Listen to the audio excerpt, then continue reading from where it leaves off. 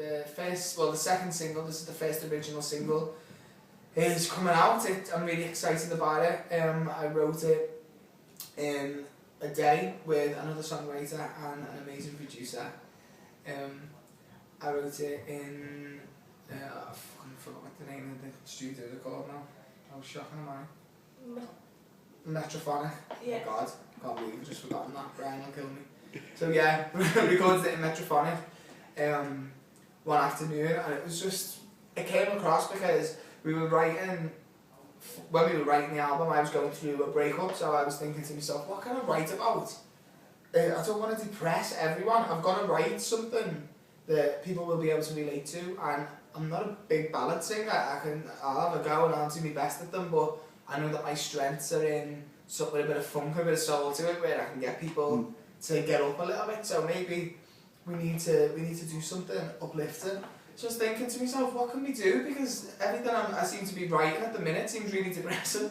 So I thought, okay, well, what if we use these lyrics and try and put it to an upbeat melody? And it didn't work for one of the tracks. I said, right, let's try a new approach. Why don't we try it as though lyrically, like we've just, that feeling that you get when you've just entered into a relationship, and maybe this could be at the start of the album or whatever, and it will tie in seamlessly with everything. I wanted everything to be along the same lines, so it would be cohesive, and maybe we could try it, that feeling that you get when you first meet someone and you're texting them and you're waiting for the text back, or you go out on that date and you're really getting on with them and it's almost like you're waiting for them to slip up, or like you're walking through the street, you smell their perfume or their aftershave on somebody else and you turn and you think it's them. I wanted that kind of a feel with the song, but something that really built in the middle eight.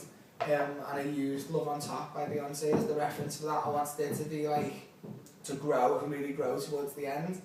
And I think that we achieved that, and I'm really pleased with it. It's one of my favourites off the album and seems to be the one I've had the most feedback from. You said that you were in the middle of a breakup when you wrote it. Is it easier for you to be writing from experience? Is it to come inside and trying to put yourself in other people's shoes? I tend to write about what I know and what I'm going through, so if I'm writing about that, it's easy, and I've usually got a lot to say on stuff that I know about. If I'm not entirely comfortable with it, then I can hit walls, and I don't want to do that. I didn't have time to do it. I just wanted to get through everything that I needed in my head to come out of here and then through a pen, and that would be it. So yeah, it was good to write about something that I knew, and it was also good to, it was like writing from somebody else's point of view, because at the time we were breaking up, but I was writing as me back then, or me if you'd meet somebody else. Do you get me? It's a bit strange, but it was a weird one. It was a weird place to put my mind, but it worked, I think. When you write from your own experience, is there anything that's off limits? Is there anything that happens to you that you wouldn't write about or commit to a song? Well, not necessarily. I'm quite open when it comes to songwriting. There's nothing that I wouldn't put. Like, one of the lyrics in, not in Mercy, what song is it in one of the album tracks called It's Time, is, I've served my sentence 4 years, I'm a free man to sweet redemption like I'm out of Shawshank.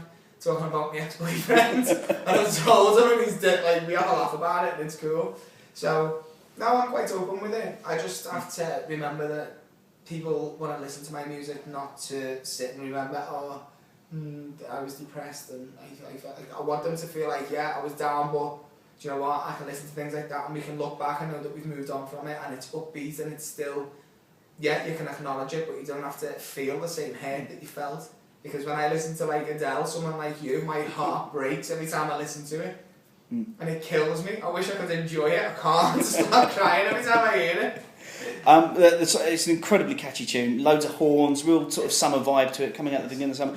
I mean, this could almost be the song of the summer. You're getting putting your stake in your claim in early though. Yeah, well that's me. I don't like waiting around. But yeah, I'm pleased that you've said that. I really think it's catchy and it's an upbeat summery song, and hopefully it'll do well.